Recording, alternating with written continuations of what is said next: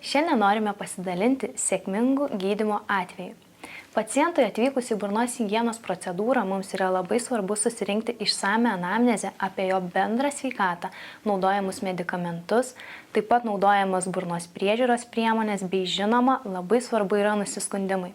Dažniausias nusiskundimas, kurį girdžiu iš savo pacientų, tai yra kraujuojančios dantenos, kurį sukelia nepakankamai nuvalyti dantų paviršiai.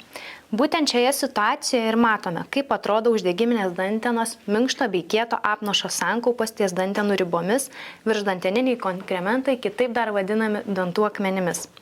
Tokiai situacijai stabilizuoti reikalingas profesionalios burnos higienos kursas. Dažnai pacientai nustemba, kai aš jiems pasakau, jog reikės atvykti dar kartą, norint tinkamai užbaigti procedūrą.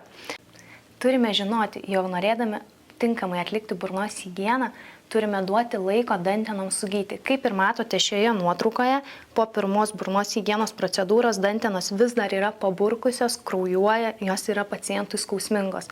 Norint šią situaciją suvaldyti, labai svarbu ir paciento darbas namuose. Šioje situacijoje matote, kokių puikių rezultatų galime pasiekti kartu su pacientu, nes jo indėlis į šį gydymą taip pat yra labai didelis. Dantenos nebekraujuoja, nebėra ištinusios bei kiek įmanoma atsistatė į savo biologinį aukštį. Džiaugiamės kartu su pacientu, kad šiuo atveju užteko tik 2 profesionalios burnos higienos procedūrų ir turime tokį puikų rezultatą.